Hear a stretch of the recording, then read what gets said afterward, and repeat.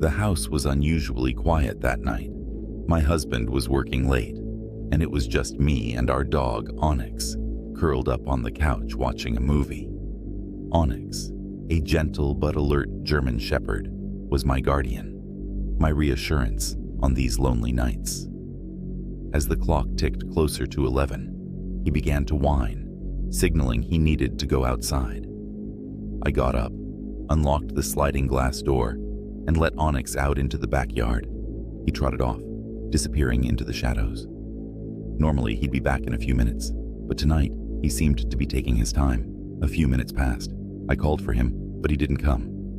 Just as I was about to step outside to see where he'd wandered off to, I heard it, a sharp, terrified yelp coming from the yard. "Onyx?" I called, my voice shaking as I peered into the darkness. I scanned the yard, my eyes struggling to adjust to the shadows. There was no movement, no sign of him. Fear twisted in my stomach. I leaned out, trying to see if he was caught somewhere in the yard. Then in the silence, I heard a faint rustling, as if someone or something was moving just beyond the light cast by the porch. I stood there, frozen, my hand gripping the doorframe. Just as I was about to call for him again, a sudden flash of movement emerged from the shadows, rushing toward me. I barely had a moment to react before a figure burst through the doorway, shoving me backward into the house. A man, wild-eyed and disheveled, loomed over me, his face twisted in anger. He lunged, his fists striking my face with brutal force. Each hit was like a hammer, knocking me down as I scrambled to get away, but he was relentless. His punches were fast, furious, almost animalistic. Blood blurred my vision as I clawed at the floor, trying to escape, but he grabbed my arm, his fingers digging painfully into my skin. "You think you can just ruin my life?" he hissed, his voice a raspy growl. Through the pain, I realized who he was. My husband's ex-employee, a man he'd let go a few days ago for reasons he hadn't explained. I remembered how my husband had mentioned the man's erratic behavior, how he seemed angry and unstable. Now that anger was directed entirely at me. I managed to push him back for a second, crawling toward the kitchen. My hand fumbled against the countertop, searching for anything I could use to defend myself. My fingers closed around a heavy glass mug, and I swung it with all my strength. It shattered against his head, but he barely flinched, his eyes wide with a crazed intensity. Suddenly, a low growl filled the room. Onyx had returned, standing in the doorway, his teeth bared, a deep, feral sound rumbling from his throat. His presence was enough to distract the man for a moment, and I took the chance to scramble to my feet. The man turned toward Onyx, his face twisting with anger. "Stupid mutt," he shouted, raising his fist. But Onyx lunged, his jaws clamping down on the man's arm, dragging him to the floor. I stumbled backward, reaching for the phone on the counter. My fingers were shaking so badly, it took a few tries to dial the police. I managed to gasp out my address before dropping the phone, too afraid to look away from the struggle unfolding in my kitchen. Onyx had the man pinned, his teeth still locked on his arm, but the man was thrashing, trying to shake him off. I knew Onyx was strong, but I didn't know how long he could hold his ground. Just when I thought the man might overpower him, I heard sirens blaring in the distance.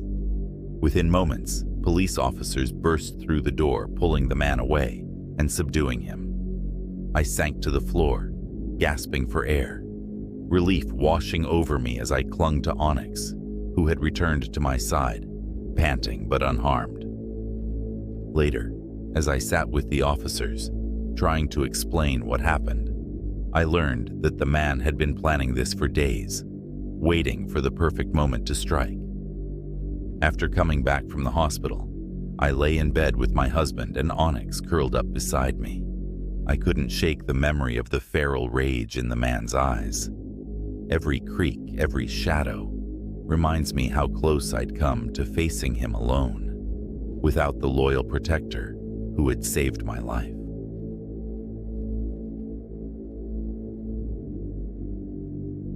It was a rare, quiet night at home, just me and my little brother Lucas. We had the whole house to ourselves. Mom and Dad were out for the evening, and we were free to do whatever we wanted. So, naturally, we spent the night huddled in Lucas's room, playing video games and stuffing ourselves with snacks. The hours flew by as we laughed and battled each other, the usual creaks and groans of the old house blending into the background noise. I was so focused on the game, I didn't notice when Lucas's laughter stopped, but I felt the sudden silence. I glanced over to see him staring at the ceiling, his face drained of color, his mouth open in a silent gasp. "What's wrong?" I asked, my heart sinking. He didn't answer. His eyes were fixed on something just above my head. Slowly, I turned to look, following his gaze. There, right above us, was the attic door, a pull-down hatch that we never used. It was cracked open, and from the narrow gap, a face was peering down at us. The face was pale and expressionless, with eyes that looked as if they hadn't blinked in ages. They stared straight at us, unblinking and dark, as if taking in every movement, every breath. A sliver of a smile curved across its lips, a knowing, sinister smile, like it had been watching us for a long time and was just now letting itself be seen. "Run," I whispered to Lucas, pulling him to his feet. We backed away slowly, but before we could even make it to the doorway, there was a loud thud. The attic door swung open, and the man dropped down, landing on all fours like a predator. I barely had time to process it before he was standing, tall and looming, blocking our way out of the room. His clothes were dark, ragged, as if he'd been hiding there for days, and his face was twisted into a wild, unsettling grin. "Run!" I screamed, shoving Lucas toward the hall as the man lunged forward, his steps heavy and fast. We sprinted down the hallway, our footsteps pounding as we stumbled toward the stairs. Behind us, I could hear his footsteps, each one louder than the last, echoing through the silent house. I risked a glance over my shoulder and saw him moving faster, his long limbs reaching out. Lucas and I nearly tripped over each other as we reached the stairs, practically leaping down them. The front door was in sight, just a few feet away. I fumbled with the lock, my hands shaking, as Lucas clung to me, his eyes wide and terrified. Just as I threw the door open, I felt a hand brush against my shoulder, gripping the back of my shirt. I yanked myself free, and Lucas and I tumbled outside, slamming the door shut behind us. We didn't stop running until we reached the neighbor's house, where we pounded on the door, screaming for help. When they finally opened up, we collapsed inside, out of breath, still feeling that cold, eerie stare from the man in our attic. The police searched our house later that night, but they found nothing. The attic was empty, the door closed, as if it had never been opened. I couldn't believe it. Even now, every time I walk past that attic door, I swear I can feel eyes watching, waiting for us to be alone again.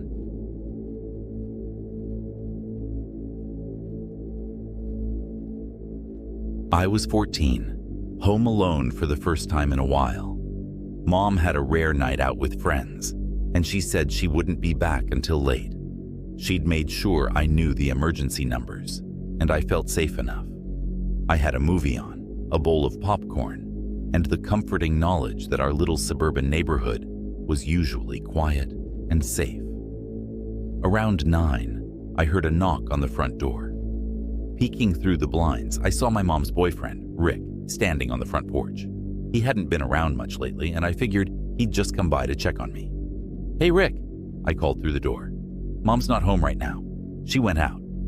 I expected him to nod, say he'd come back later. Instead, he looked through the glass, an odd expression on his face. "Can I come in?" he asked, his voice tense. Something about the way he asked made me feel uneasy. "I don't think so. Mom didn't say anything about you coming over." Rick's face tightened. "Come on, open the door," he said, a little sharper this time. I shook my head and backed away from the door. He tried the handle, but thankfully, I'd locked it after Mom left. Rick leaned closer to the glass, his eyes narrowing as he watched me. Just then, I noticed 2 more shadows moving in the background. 2 men I didn't recognize, lingering by the side of our house. Panicked, I ran to my phone, dialing my mom's number. It went straight to voicemail. "Hey, open up!" Rick shouted, pounding on the door now. I could hear his voice growing more frustrated as he tried the door again, rattling it so hard I thought it might break. I knew something wasn't right. He didn't sound like himself, and the men with him weren't any friends I'd seen before. Without thinking, I dashed upstairs and locked myself in my bedroom, hoping they wouldn't try to break in. But then, I heard a loud crash. My heart sank. Rick and the 2 men had just kicked in the door. I could hear them downstairs, rummaging through the house, drawers slamming open, footsteps echoing in every room. My mind was racing. Why was he doing this? Had something happened with him and Mom? I could hear him muttering to the other men, "Grab anything that looks expensive. Her jewelry's in the bedroom down the hall." A chill went through me as I realized they were coming upstairs. I shoved my dresser against the door, trying to make as little noise as possible. Their footsteps drew closer and closer until they were right outside my door. Rick jiggled the handle, and when it didn't open, he started pounding on it. "Hey, I know you're in there," he called, his voice sickeningly calm. "Open up. I just want to talk to you." I held my breath, praying they'd get what they wanted and leave. But then I heard him chuckle. "All right, have it your way." He and his friends moved on, ransacking my mom's room and tearing through the hallway. After what felt like hours, I finally heard them retreat downstairs. Just as I thought they were leaving, one of them called out, "Check the garage. She might have more in there." I took a deep breath, watching from my window as they finally left, hauling bags of stolen things. Once they were gone, I called the police, heart pounding, my hands shaking. They arrived a few minutes later, but Rick and his friends had already disappeared into the night. When my mom came home, she was horrified, but she wasn't surprised to hear it had been Rick. She told me she'd ended things with him earlier that week, but she never thought he'd do something like this. To this day, I still get chills every time I hear someone knock at the door late at night.